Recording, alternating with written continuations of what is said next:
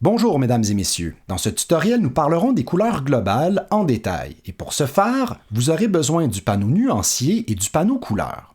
Premièrement, comment identifier les couleurs globales? C'est fort simple. Ces couleurs sont munies d'un petit carré gris à la droite de leur nom, dans le nuancier.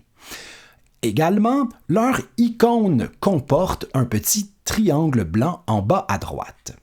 Maintenant, quels sont les avantages des couleurs globales? Eh bien, le premier avantage, c'est qu'on peut changer d'idée à tout moment. Regardez ici, nous avons deux fois la même illustration. La première n'utilise pas de couleur globale, tandis que la deuxième emploie les couleurs globales qui se trouvent dans le dossier Couleurs globales 1 dans mon nuancier. Alors ici, si je décide tout à coup que ma pomme verte, eh bien, je la veux rouge, je n'ai qu'à double-cliquer sur la nuance globale vert et de changer la recette pour que ma pomme maintenant devienne rouge. Même chose pour les composantes bleues de ma brosse à dents. Si je veux instantanément changer tout le bleu de ma brosse à dents en vert, par exemple, eh bien, je n'ai qu'à double-cliquer sur la nuance globale bleue de mon nuancier et de changer la recette pour que le tout devienne vert. Donc, je pense que vous voyez ici que cet avantage est considérable. Les couleurs globales nous permettent de changer simultanément plusieurs éléments dans une illustration qui emploie ces couleurs globales. Et ce, en un seul clic. Si nous voulons en faire de même avec les illustrations qui n'utilisent pas des couleurs globales, eh bien, nous devons au préalable sélectionner chacun de ces éléments pour par la suite en changer sa couleur, ce qui peut prendre beaucoup de temps, surtout si nous sommes en train de faire une illustration très complexe. Parlons maintenant du deuxième avantage des couleurs globales. Eh bien, nous pouvons utiliser des tonalités, chose que les couleurs normales ne nous permettent pas. Regardez bien, les couleurs normales sont représentées de cette manière-ci dans le panneau couleurs. C'est-à-dire, nous avons plusieurs paramètres qui nous permettent de changer la recette de couleurs. Si nous sélectionnons plutôt une couleur globale, eh bien, ces différents paramètres sont maintenant remplacés par un seul et ce paramètre nous permet maintenant de contrôler la tonalité de la couleur. Donc ici, par exemple, si je décide de me faire une illustration avec plusieurs objets de cette couleur verte et que je voudrais par exemple que la deuxième soit à 50% et la troisième à 15%, eh bien voilà, le tour est joué. J'ai donc pu maintenant facilement contrôler la tonalité de ma couleur globale, chose que je ne peux pas faire avec une couleur non globale. Mettez-vous dans un contexte où vous pouvez utiliser seulement un maximum de 3 couleurs dans un projet. Eh bien, l'avantage de pouvoir travailler avec les tonalités augmente considérablement les possibilités, puisque une couleur peut comporter carrément 99 différentes tonalités. Je dis bien 99 parce qu'on s'entend que rendu à 0%, ben, ça devient du blanc.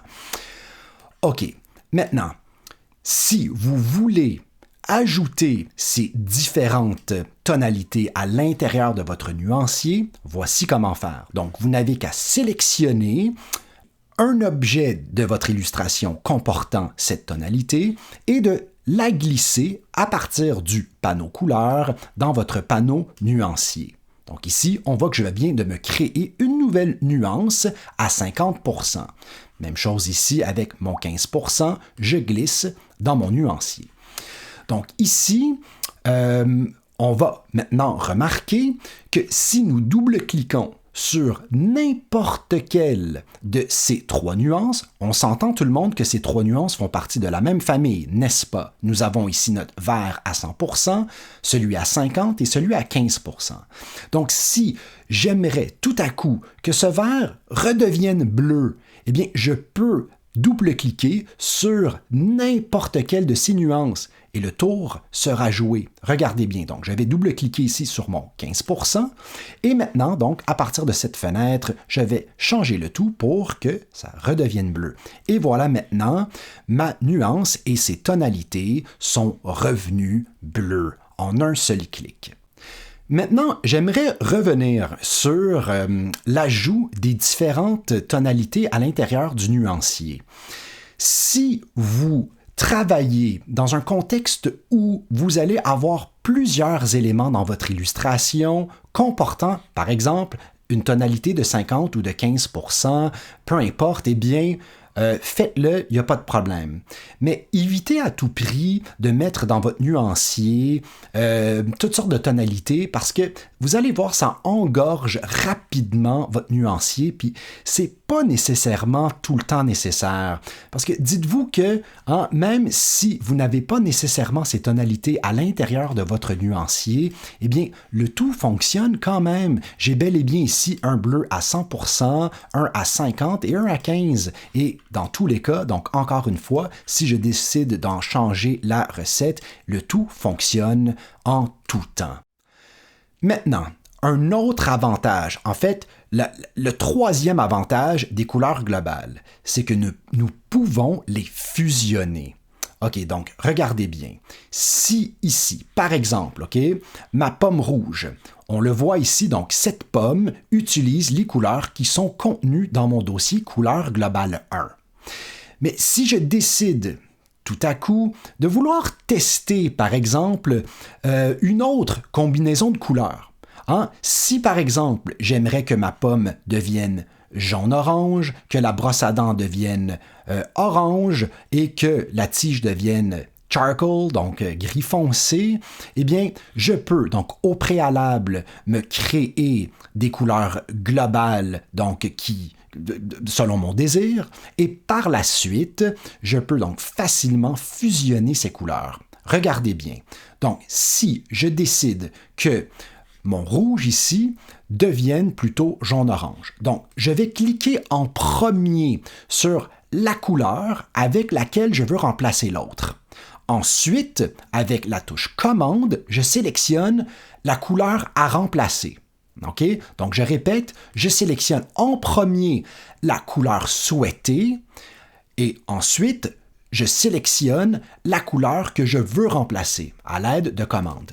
Très important cet ordre-ci. Donc là, en ce moment, je dis à Illustrator, je veux que cette couleur remplace celle-ci.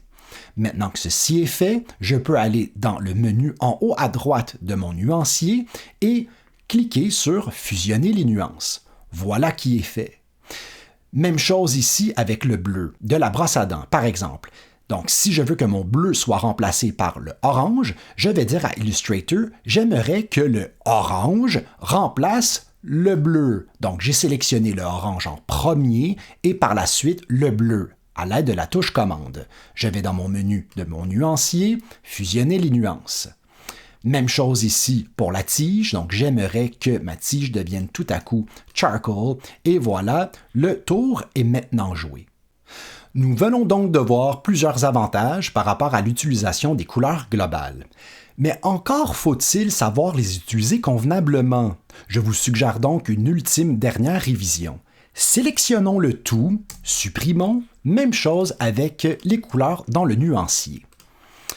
Alors, avant même de commencer une illustration, il est toujours fortement suggéré de créer les couleurs globales dès le début du processus.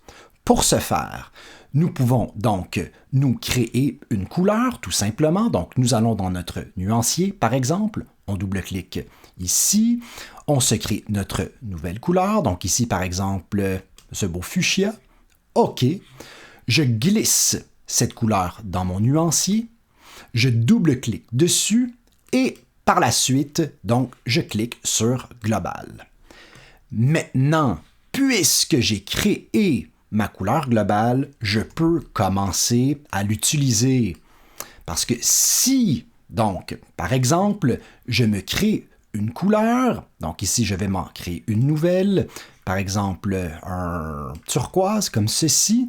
Donc, si dans ce cas-ci, je me crée donc une illustration avec cette couleur qui, présentement, n'est pas globale. On peut le voir, mon turquoise n'est pas global. Donc, si j'ai créé mon illustration et que par la suite, je décide de la transformer en globale, comme ceci, eh bien maintenant, je ne vais absolument pas retirer, donc bénéficier des différents avantages que me procure la couleur globale.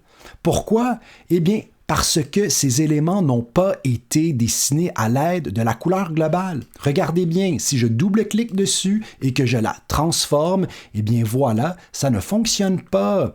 OK? La couleur a été transformée en globale après avoir été appliquée sur les éléments. Tandis qu'ici, la couleur globale a été appliquée dès le départ sur mes éléments. Je peux donc maintenant, en tout temps, changer cette couleur et voilà, tout fonctionne bien comme prévu. Alors sur ce, mesdames et messieurs, j'espère que vous avez bien compris. À la prochaine, passez une bonne journée. Au revoir.